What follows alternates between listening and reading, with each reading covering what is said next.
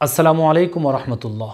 বাংলাদেশ মাদ্রাসা শিক্ষা বোর্ড ইবতেদায়ী প্রথম শ্রেণী কোরআন মাজিদ ও তাজবিদ কিতাব থেকে আলহামদুলিল্লাহ এক এক করে ধারাবাহিকভাবে আমরা 24টি ক্লাস সমাপ্তি করতে পেরেছি। আল্লাহ তাআলার অপুরন্ত রহমত ছিল। আজকে আমরা 25 নম্বর ক্লাস নিয়ে পাঠদান শুরু করব। আজকের পাঠদানের মধ্যে যা থাকবে তা হচ্ছে সুকুন ও জজম। সুকুন বা জজম, এখানে আমরা আমাদের আজকের পাঠদান সাজানোর জন্য আমরা কয়েকটি উদাহরণ শিখব, আমরা প্রশ্ন শিখব। সুকুন কাকে বলে আমাদের প্রথম পাঠদান। দ্বিতীয় পাঠদান হচ্ছে সুকুনের চিহ্ন কয়টি? সুকুনের চিহ্ন 3টি।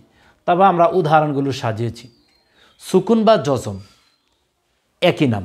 সুকুনও অনেক মানুষ বলে অথবা জজমও বলে, অর্থাৎ সুকুন এবং জজম একটার পরিচয় বহন করে, সেকেন্ড কোনো পরিচয় হয় না তার। সুকুন এবং জজম বা সুকুন বা জজম মূল নাম একটা, এটা পরিচয় বহন করে ভিন্ন ভিন্ন, কিন্তু মূল প্রতিপাদ্য বিষয় একটাই, সুকুন বা জজম। দ্বিতীয় আমরা যে বিষয়টা জানার চেষ্টা করব, সুকুন কাকে বলে বা জজম কাকে বলে। জজমওয়ালা হরফ তাহার ডান দিকে হরকতের সঙ্গে একত্রে একবার পড়া যায়। যেমনভাবে তাজদিদ 2বার পাঠদান করায়, যেমন তাজদিদ কয়বার পড়ে? 2বার।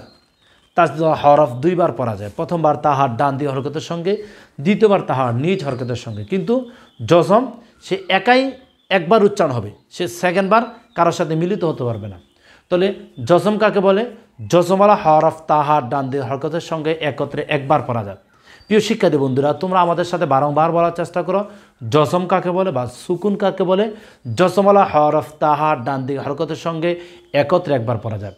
বিশেষ করে যারা বাংলাদেশ মাদ্রাসা শিক্ষা বোর্ড ইবতেদায়ী প্রথম শ্রেণীতে পড়ে অথবা এই সমবয়সী যত স্টুডেন্ট রয়েছে বিভিন্ন আমাদের কওমি মাদ্রাসাগুলোতে যারা পড়ে, সুকুন এবং জজম একই কোশ্চেন, একই ধারণা, একই পড়া, সকলে পাঠদান করে।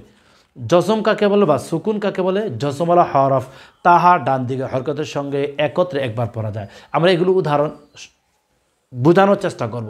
তারপর দ্বিতীয় যে বিষয়টা আমরা জানার চেষ্টা করবো সেটা হচ্ছে সুকুনের চিহ্ন বা জজমের চিহ্ন কয়টি। উদাহরণ আমরা দিয়েছি, সুকুনের চিহ্ন বা জজমের চিহ্ন হচ্ছে 3টি। সুকুন বা জজমের চিহ্ন হচ্ছে 3টি। আপনি যদি দেখেন, এবার আমরা দালের মতন আমরা একটা দিয়েছি, এটাকেও সুকুনের চিহ্ন বলা যায়। আমরা একটা গোল হায়ের মতন একটা চিহ্ন দিয়েছি, এটাও সুকুনের চিহ্ন বলা যায়। আমরা 2টা মাথা, অনেকে ঘরের চালের টুয়া বলে, এই যে এভাবে দিয়েছি, এভাবে লক্ষ্য করুন। আপনি লক্ষ্য করুন, আমার ভোটের দিকে একটু বড় করে দেওয়ার চেষ্টা করছি, এভাবে, এটাকেও জজম বলে। তাহলে জজম আমরা 3টে উদাহরণ দিয়েছিলাম। তাহলে সুকুনের চিহ্ন হচ্ছে 3টি। সুকুনের চিহ্ন যদি কোশ্চেন করা হয় সুকুনের চিহ্ন কয়টি, বা যদি বলে সুকুনের 3টে চিহ্ন লিখে দাও বা কীভাবে লিখতে হয় সেগুলো উদাহরণ দাও, আমরা সেগুলোর জন্য বলছি। সুকুনের চিহ্ন হচ্ছে 3টি, প্রথম নাম্বার চিহ্ন, দ্বিতীয় নাম্বার চিহ্ন, তৃতীয় নাম্বার চিহ্ন, অথবা প্রথম নাম্বার চিহ্ন, দ্বিতীয় নাম্বার চিহ্ন, তৃতীয় নাম্বার চিহ্ন। তাহলে আমরা জানলাম সুকুন কাকে বলে। জজমওয়ালা হরফ তাহার ডান দিকের হরকতের সঙ্গে একত্রে একবার পড়া যায়।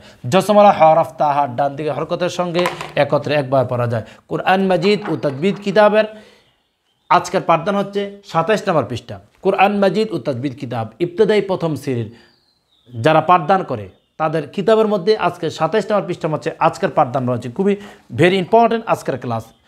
সুকুন একটি শব্দের সাথে একবার মিলিত হয়, বারংবার মিলিত হয় না। আর জজম অর্থাৎ সুকুন সে একাকী চলতে পারে না, কারোর সাথে মিলিত হওয়ার বাহিরে। যেমন আমরা অঙ্কতে সংখ্যার হিসাব যখন আমরা করি, শূন্য কখনো একা একা চলতে পারে না, সে কারোর সাথে মিলিত হয়। মিলিত হলেই তার পাওয়ার বেড়ে যায়, তার গুণ বেড়ে যায়। ঠিক তদ্রুপ সুকুনও কারোর সাথে মিলিত হওয়ার বাহিরে সে একা উচ্চারণ হতে পারে না। তাহলে আমরা যেটা জানলাম, আর আবারও রিপিট করছি আমি, সুকুন কাকে বলে? জজমওয়ালা হরফ তাহার ডান দিকে হরকতের সঙ্গে একত্রে একবার পড়া যায়। তারপর সুকুনের চিহ্ন কয়টি? সুকুনের চিহ্ন বা জজমের চিহ্ন হচ্ছে 3টি। আমরা উদাহরণ দিয়েছি। তারপর এখন উদাহরণ আসবো। আপনি লক্ষ্য করুন, আমি 3টা চিহ্ন দিয়ে 3টা উদাহরণ আমি সাজিয়েছি। কফলাম ফিশকুল, কফলাম ফিশকুল, কফলাম ফিশকুল, কফলাম ফিশকুল। মিম নুন জবর মান, মিম নুন জবর মান, মিম নুন জবর মান, মিম নুন জবর মান, মিম নুন জের মিন, মিম নুন জের মিন। প্রিয় শিক্ষার্থী বন্ধুরা, আমরা উদাহরণটা আবার রিপিট করছি। সুকুন বা জজমের উদাহরণগুলো কেমন হবে? কখন এরা জবরের সাথে সুকুন মিলতে পারে, কখন এরা জেরের সাথে মিলতে পারে, কখন এরা পেশের সাথে মিলতে পারে। কফলাম ফিশকুল, মিম নুন জবর মান, মিম নুন জের মিন, কুল, কুল, কুল, আমাদের সাথে আপনিও বলুন, বলার চেষ্টা করুন। মাশাআল্লাহ। কফ লাম পেশ কুল, কফ লাম পেশ কুল, মিম নুন জবর মান, মিম নুন জের মিন, মিম নুন জের মিন। প্রিয় গার্ডিয়ান, আপনাদের উদ্দেশ্যে আমি বলছি, আজকে আমাদের পাঠদান হচ্ছিল 27 নম্বর পৃষ্ঠায়, আজকে আমাদের ক্লাস নাম্বার হচ্ছে 25। আপনার সন্তান যখন পাঠদান শুরু করবে, যদি আপনি মনে করেন আপনার সন্তানকে আমাদের প্রোগ্রামগুলো দেখার উপযুক্ত তারা, তাহলে আপনি তাকে দেখবেন। আর যদি মনে করেন না তারা উপযুক্ত নয়, তাহলে আপনি নিজে দেখুন, অনুধাবন করুন। দিনের প্রচারে আপনি এগিয়ে আসুন, আপনি আগে দেখুন, শিখুন, জানুন, তারপর আপনার সন্তানকে শেখান। যেই পৃষ্ঠার মধ্যে আমাদের পাঠদান রয়েছে, অর্থাৎ 27 নম্বর পৃষ্ঠায়, 27 নম্বর পৃষ্ঠার মধ্যে আপনি এইভাবে কিতাবটা খুলবেন, যেখানে এই পড়াটা, সেখানে আপনার বাচ্চার ডান হাতের শাহাদাত আঙ্গুল দিয়ে ধরে ধরে ধরে ধরে শিখতে বলবেন, জানতে বলবেন, উদাহরণসহ বারংবার শেখাবেন। তখন দেখবেন বাচ্চার মুখের জড়তা কেটে যাবে, আপনার ছাত্র অথবা ছাত্রীর মুখের জড়তা কেটে যাবে, আপনার সন্তানদের মুখের জড়তা কেটে যাবে, সে সুন্দর মতন অনুধাবন করতে পারবে। আমি দোয়া করি এই মুহূর্তে আল্লাহ তাআলা আপনাদের প্রতিটি সন্তানদেরকে হক্কানি আলেম বা আলেম হিসেবে কবুল করুক। আমি আমার জন্য দোয়া চাচ্ছি, আল্লাহ তাআলা আমাকেও যেন কবুল করে। আমাদের আগামী প্রোগ্রাম দেখার আমন্ত্রণ জানিয়ে এখানে বিদায় নিচ্ছি। আসসালামু আলাইকুম ওয়া রাহমাতুল্লাহি ওয়া বারাকাতুহু।